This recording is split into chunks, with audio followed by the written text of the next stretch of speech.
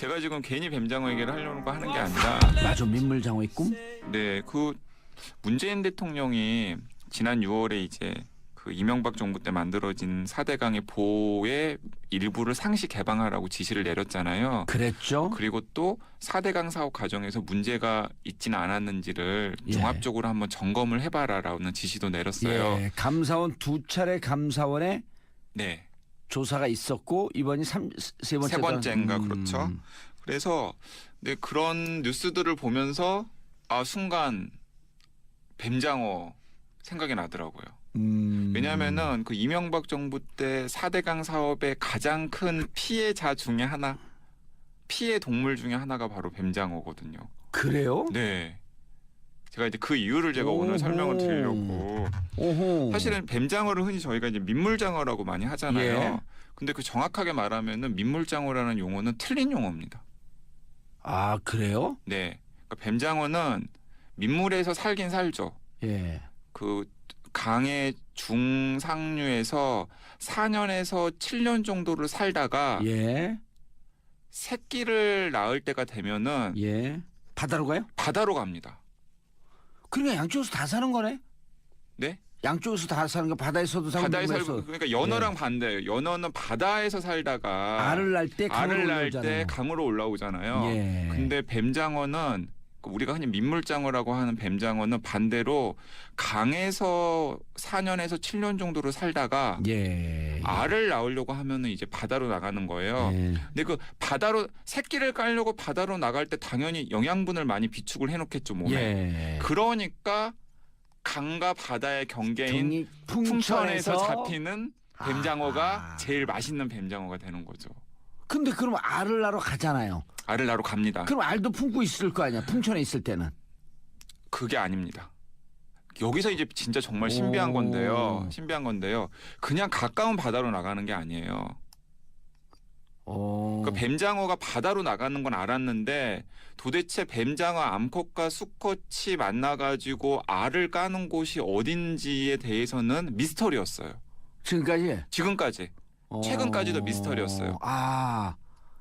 그냥 세계 여러 곳의 바다들이 후보로 오르긴 했지만은 정확하게 어느 곳에서 뱀장어가 서로 교배를 해서. 교배를 해서 예, 알을 까는지는 미스터리였었는데 이 우리나라만큼 뱀장어를 좋아하는 나라가 일본이잖아요. 예. 그래서 이 운하기. 네, 운하기. 그러니까 일본의 과학자들이 거의 10년에 걸쳐 가지고 뱀장어들을 추적을 한 거예요. 예. 그래 가지고 2000년대 초반에 확인이 된 장소가 어디였냐면은 수심 160m. 전 세계에서 제일 깊은 마리아나 해구. 그러니까 마리아나 해구가 필리핀 근처잖아요. 예. 그 필리핀 인근의 태평양에 세계에서 가장 깊은 해구가 있는 근처의 해저 산맥에서 뱀장어 암컷과 수컷이 교배를 해서 알을 깐다는 사실이 확인이 되었습니다. 이야, 그 밑에까지 어떻게 근데 가지? 그러니까 근데 거기까지의 거리가 우리나라의 강 하구랑 하구에서부터 시작하면 거의 3,000km예요. 와. 그러니까 교배를 하고 새끼를 까러 3,000km의 바다를 나간 거죠. 이것만 하더라도 정말 대단한 거잖아요. 그리고 진짜 그게 막 사람들이 막 상상을 하는데 사대는 보 때문에 못 갔구나. 예, 너무 장관이겠죠, 진짜. 예. 그 동부가 온갖 군데서 모인 뱀장어들이 예. 보통 수온 한 25도에서 26도 되는 따뜻한 바다에서 막 달빛이 내리는 그런 해양에서 집단으로 교배를 하는 거죠. 알을 낳으면 새끼는 거기서 나올 어떻게 거 해? 아니에요.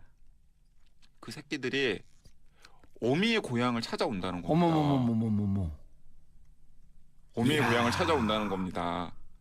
3,000km를 거슬러 올라가면서 그거를 찾으면 새끼가 어미의 네. 고향을 찾는 뇌나 무슨 텔레파시나 무슨 주파수 이런 게 있으면은 그걸 과하게 이용하면 묘한 무언가 찾아낼 수 네. 있겠네. 그러니까 산란 후에 어미들은 죽어요. 거기서요. 예, 당연히 주제 산란한 다음에 알을 낳은 다음에 죽습니다. 그러니까 모든 영양분을 다 소진하고. 소진하고 알을 그냥 낳고 죽는 이야, 거예요. 전 진짜 부모 희생이다. 그러니까 죽기 전에 마지막으로 진짜 그런 광란의 그런 교배를 한 다음에 알을 낳고. 알을 낳고 우리는 이제 간혼이 간혼이 내 강으로 찾아가거라. 그러나 4대강 보 때문에 더 이상 못 올라갈 것이다. 네.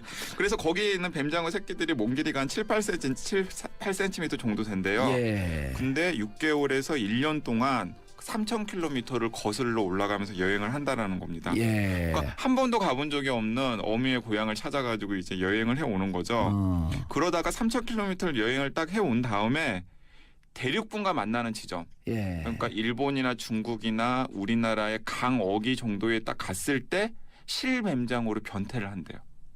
에? 예.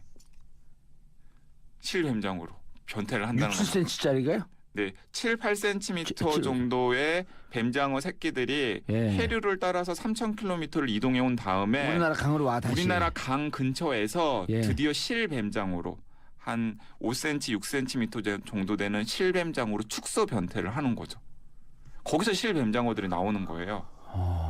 근데 여기서 이제 그 이 방송 들으신 애청자분들 깜짝 놀란 사실을 저는 진짜 깜짝 놀랐거든요. 예. 뱀장어는 양식이 안 돼요. 예.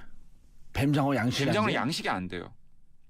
일본이나 우리나라에서 양식이라면 그거잖아요. 예. 알을 산란 단계부터 시작해가지고 성체까지 다 그러니까요. 하는 게 이제 완벽한 양식인 건데 다 양식으로 알고 있는데. 양식이 안 돼요. 그러니까 뱀장어 양식이라는 게 뭐냐면은 그 실뱀장어로 실뱀장어를 잡아가지고 이야. 어른 뱀장어로 키우는 그래서 뱀장어는 양식이라는 용어를 쓰지 않고 업계에서는 양만이라고 합니다. 양만? 키운다고. 아. 네. 그러니까 지금 저희가 양식 뱀장어라고 야. 구이로 먹잖아요. 그것도 사실은 3,000km를 거슬러 올라온 것들이에요. 예. 마리아나 그럼 필리핀어로 대화를 해야 되나? 예, 그러니까 네 필리핀. 아. 그러니까 저는 이런 얘기를 딱 듣고 나서 이런 사실을 알고 나서는 뱀장어를 먹을 때 경외감 같은 게 들더라고요. 존경한다. I respect you. 그러면서 네. 막 먹어 그냥. 아 진짜 너무 존경스럽잖아요. 그러니까 저희가 먹는 거의 모든 민물 뱀장어들은 다 3,000km를 마리아나 해구에서 헤엄쳐 와가지고 예. 새끼 상태가 되어서 강을 거슬러 올라가서 근데 여기서 이제 문제가 되는 겁니다. 예전에는 금강 같은 경우에는 1970년대만 하더라도 하루에 1만 마리 정도의 실뱀장어가 잡혔대요. 아, 그 계절은 없나요? 네? 계절은 따로 없어요, 계절? 계절은 보통 12월에서 3월 사이부터 오르기 시작해요. 겨울부터 초봄까지 오르기 시작하는데 그때 이제 실뱀장어들을 잡아가지고 그걸 이제 양식장에서 키워가지고 이제 뭐 이렇게 식당이라든가 이런 데 공급하는 게 지금 저희가 먹는 뱀장어인데 문제는 뭐냐면은 뱀장어가 엄청 비싸잖아요. 비싸요. 민물장어 엄청 비싸죠. 그 비싸게 된 이유가 뭐냐면은 하구뚝 때문에 그렇다고 합니다. 4대강 보? 4대강 보. 4대강 이제 하구뚝이랑 보는 약간 다른데 하구뚝은 하구언이라 그래가지고 그렇죠. 네. 이제 그 바다에서 강으로 올라오는 막아놓으니까는 3,000km를 거슬러 올라온 실뱀장어들이 그 하구뚝을 뚫고서 강으로 올라가지를 못하는 거예요. 일단 첫 번째 그렇고 그리고 이제 강에 있던 뱀장어들은 또 내려가야 되잖아요. 근데 내려가야 되는데 내려가지 못하고. 보 때문에 하구뚝은 뭐 이렇게 이 물이 가끔씩 이렇게 순환이라도 하는데 또 이명박 정부 때 보드를 만들어놨잖아요. 그러니까 그 이제 강 중상류에 살던 뱀장어 성체들이 새끼를 까러 3,000km 여행을 가러 바다로 나가야 되는데 그 보들이 막혀 있으니까는 위에 있는 뱀장어 딱 가. 그럼 보 앞에서 안내원이 그러는 거예요. 오늘 비행기 결방입니까? 네 맞습니다. 결항입니다. 돌아가세요. 네 맞습니다. 그리고 3,000km를 헤엄쳐온 실뱀장어들은 어미가 살던 고향으로 올라가고 싶은데도 네. 하구원이나 이런 게 막혀 있어요. 또 뭐 하구원을 어떻게 넘어왔다고 하더라도 보가 막혀 있기 때문에 그러니까 거기서 올라가지를 그런 거예요. 못하고. 그 올라온 실뱀장어들은 그러는 거예요. 홍길동 뱀장어가 되는 거야. 네. 어미의 고향을 어미의 고향이라고 부르지도 못하고. 맞아요. 네네. 야, 어떻게 이 자연의 생태계를 파괴한다는 게 이렇게 심각한 문제네. 네, 그러니까 이제 제가 그래서 그 황선도 박사라고 예. 이런 이 뱀장어나 뱀장어 박사예요? 이런 전문가가 계세요. 그래가지고 예. 제가 이제 얘기를 들어봤더니 제가 이제 그렇게 말씀을 드렸죠. 오도라는 게 있습니다. 오도. 물고기들이 가는 길. 어도. 어도라는 게 있습니다. 어도라는 게 있는데 그렇다면은 이제 보나 하구원 두 개도 오도라는 걸 만들면 되지 않겠느냐 사이로라고 이제 제가 말씀을 드렸더니 오도라는 걸 만들긴 했대요. 어도를 만들긴 했는데 어떻게 만들었냐면은 폴짝폴짝 뛰는 물고기에 맞춰가지고 만들어놨대요. 근데 뱀장어는 폴짝폴짝 뛰어서 가는 게 아니라 이렇게 꿈틀꿈틀 이렇게 기는 헤엄을 쳐가지고 간다고 합니다. 어떡하냐 이거. 뱀장어 소주 안주로 좋아하는 사람들 이 얘기 들어야 돼. 그리고 이 뱀장어 먹으면서 그 4대강 찬성한 사람들은 이율배반적인 삶을 산 거 아니에요. 네, 그러니까 뱀장어 비싸다고 뱀장어나 아니면은 그 영세 상인들한테 욕하실 게 아니라 진짜 그렇게 하천 생태계를 만들고 그렇게 만드는 걸 방조한 우리들 스스로를 자책해야 되는 거죠. 진짜 뱀장어한테 미안해해야 돼요. 미안해야 돼요. 3,000km를 갔다가 거기서 자기 모든 걸 소진하고 새끼를 깐 다음에 그 새끼들은 또 어미의 고향을 또 가기 위해서 3,000km를 헤엄쳐 오는데 뱀장어는 진짜 강으로 가고 싶은데 올라가고 싶은데 그 하구원 뚝이라던가 아니면 보들이 막혀 있어가지고 그 뱀장어 생태계가 그냥 완전히 그냥 망가져 버린 거죠. 제가 2013년 그 MB 사무실 앞에 대치동 그러니까 그 삼성동 MB 사무실 앞에 가서 2012년 9월 2일 박근혜 후보와 무슨 얘기를 했습니까? 밝히십시오. 네. 그때 이제 댓글 얘기를 거의 다 했었을 거거든요. 네, 그렇죠. 그 이후로 9월 10일서부터 9월 초서부터 댓글이 2배, 3배로 확 늘어난 거예요. 내가 댓글로 이렇게 해주고 있으니 추정컨대 나 건들지 마라. 대통령 돼서 당신은 내가 댓글로 당선시킨다. 아마 이런 얘기가 오가지 않았을까. 그래서 진실을 밝혀라. 9월 2일 무슨 얘기를 했는지. 근데 이제 제가 그 앞에 와서 그래야겠어요. 민물장어에게 사과하라.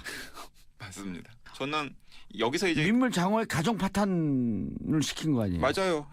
그 장어의 생태계 자체를 이제 완전히 이제 파괴를 해버린 건데. 마리아나라 그랬죠? 아까 마리아나. 네, 마리아나. 마리화나가 아니라 마리아나. 마리아나. 그래서 제가 이제 지금 이제 이 정치와 과학이 만나는 이 시간에 제가 드리고 싶은 것은 뭐냐면은 그 4대강 보호를 환경영향평가부터 시작해서 완전히 만드는데 한 2년 정도 시간이 걸렸거든요. 근데 그 2년 동안 장어는 죽어요 계속.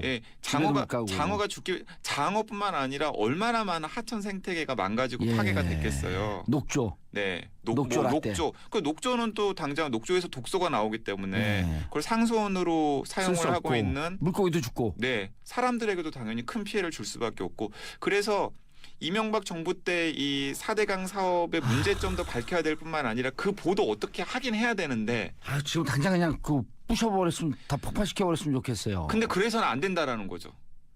그렇게 접근하면은 이명박 그 MB랑 똑같은 정보 똑같은 사람이 되는 거라는 그럼 거죠. 어떻게 해야 되는 거예요? 그러니까 거기는 아무런 준비 없이 막무가내로 2년 동안에 밀어붙여가지고 수십 조를 써가면서 보를 만들고 4대강을 파헤쳤지만은 어쨌든 뱀장어를 위해서 또 우리들을 위해서 우리의 미래 세대를 위해서 복원을 해야 되는데 복원을 할 때는 그런 식으로 막무가내로 하지 말고 마음 같아서는 다 부숴버리고 싶지만은 진짜 지금 만들어 놓은 보들이 하천 생태계를 어떻게 변화시켰는지 그리고 또 이 보드를 철거했을 때 혹시 발생할 수 있는 문제점들은 없을지. 왜냐하면 또 지난 또 몇 년간 또 하천 생태계는 보호가 있는 상황에 또 약간 적응을 하면서 또 변해왔을 거거든요. 그 환경 전문가가 나와서 이 얘기를 하더라고요. 그 보호 그냥 부셔버리면 됩니다.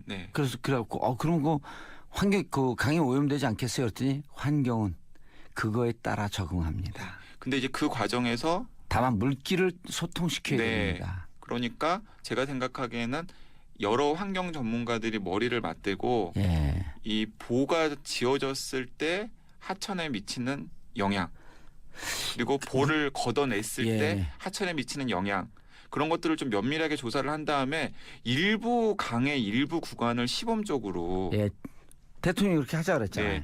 해보고 난 다음에 거기서 나타나는 여러 가지 상황들을 보고 순차적으로 이렇게 복원 계획을 짜야 되지 않나 하는 아이디어나 생각을 저는 가지고 있습니다. 그런데요, 일단 장어가 갈 수 있는 물길은 그 일부만이라도 좀 그 뚫어놨으면 좋겠어요. 네, 그래서 제가 아까 그 오도 말씀을 드리는 거예요.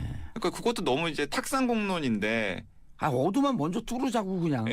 근데 그 오도를 이렇게 폴짝폴짝 뛰는 물고기에 맞춰서 만들어놨다는 건 아닙니까? 부셔버리면 물길이 고기들에도 소통을 하게. 그래서 저는 뭐 70년대 하루에 1만 마리 정도가 잡혔던 실뱀장어 네.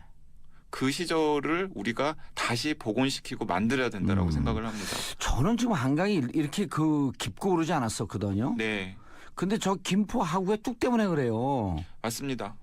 그래서 제가 저 뚝을 왜 만들어놨죠? 그랬더니 누가 그러더라고요. 배 띄우려고요. 근데 배 띄우려고 그렇게 환경을 파괴해도 되는 건가? 네. 옛날에 우리 한강 가고 헤엄치고 그랬어요. 그게 깊지 않았어요, 그렇게. 아니 그래서 그 이명박 대통령이 한참 이제 4대강 사업 삽질하고 막 있을 때 예. 독일의 이제 하천 전문가들이 한국에 전문가들. 여러 번 왔었거든요. 그래서 제가 이제 인터뷰도 했었는데 그분들은 정말 미스테리하다는 거예요. 왜 미스테리하다라고 말씀을 하시냐면 이렇게 얘기를 하더라고요. 아니 일단 세계적인 트렌드는 지금 하천 복원이 트렌드인데 왜 세계적인 트렌드를 쫓아가기는커녕 독일이나 미국에서는 이미 60년대 70년대 했다가 실패한 것으로 판명난 보호를 짓고 하천을 이런 식으로 직선화해서 정비하고 이런 짓을 하는지를 모르겠다라는 게 하나가 미스테리하다는 거고요. 예. 또 하나는 한국에서는 많은 사람들이 MB가 건설업계 출신이라서 건설업계에 뭔가 당근을 주기 위해서 그런 4대강 사업을 막무가내로 밀어붙이고 있다라고들 들었는데 예. 그런 맥락에서도 자기들은 이해가 안 된다라는 거예요. 왜냐하면은 전 세계의 그런 건설업계 트렌드가 하천 복원 기술을 보유하는 쪽으로 가고 있다고 합니다. 그러니까 우리나라의 건설업계 수준을 업그레이드 시키기 위해서는 오히려 하천 복원 사업 같은 걸 국가에서 건설업계에 푸시를 해야 된다는 상황이고요. 아니 그러니까 무식하다 이런 얘기는 쉽게 얘기하면. 그리고 심지어는 그게 비용도 더 많이 든대요. 하천 복원을 하는 정말 게 건설업자 돈 벌고 싶어서 네. 하천 복원 하천 시켜라. 복원을 시켜. 네. 야, 무식하면 용감하다도 아니고 뭐이 네. 잡탕에 변종이네. 네. 그러니까 자기들은 정말 한국에 와서 한국에서 요청해가지고 한국에 왔지만 정말 약간 어이상실이고 약간 미스터리한 상황이다. 건설업계 당근을 주기 위해서도 사실은 지금과는 정반대로 하천 복원 사업을 해야 되는 거다. 그래서 여기서 이제 문재인 정부의 이제 그 고민이 있는 겁니다. 하천 복원하는 게 돈이 더 많이 들어요. 근데 복까지 또 부셔야 돼. 네. 그러니까 할수 없어요. 지금 이중으로 돈이 드는 거죠. 정말 지금. 건설업 살리고 싶으면 하천 복원, 생태계 살리기 위해서 하천 복원 해야 돼요. 네. 그리고 늦었다고 생각할 때가 빠를 때 제일 빠른 때라 그러잖아요. 네. 저 돈 많이 드는데 어떡하지? 이렇게 고민하지 말고 그 돈 써야 됩니다. 네. 그거 쓰라 국민들 세금 내고 있고 부족하면 세금 좀 더 걷고 해서 하천 복원시키고 우리 아이들도 잘 살 수 있는 보육비 더 많이 주고 아동수당 더 많이 주고 그리고 이제 있는 사람도 좀 더 세금 내고 네, 더 나아가서는 이제 이런 식의 패러다임 전환도 좀 필요할 것 같은데 뭐 봉도사님도 그렇고 저도 그렇고 한참 이제 부수고 짓고 하는 개발 시대에 살아왔잖아요. 그렇죠. 근데 이제 지금은 더 개발하려고 해도 개발할 곳도 없어요. 있는 그대로. 네. 있는 그대로. 자연의 복원. 기존에 있는 것들을 효율적으로 활용하면서 맞아요. 예. 뭐 보완할 인프라들은 보완해 가면서 예. 가능하면은 자연과 조화를 이루고 복원할 건 복원하는 예. 그런 식으로 패러다임이 바뀌어야 되는 거거든요. 맞아요. 유럽 같은 경우는 보게 되면 킬로와트당 전기 요금은 올랐거든요. 근데 각 가정의 전기세는 떨어졌다는 거예요. 네. 왜 떨어졌냐 봤더니 효율을 전기 높여서. 효율성. 그래서 이 수요 관리, 효율 관리를 하는 것이 이제는 새로운 경제 패러다임이다.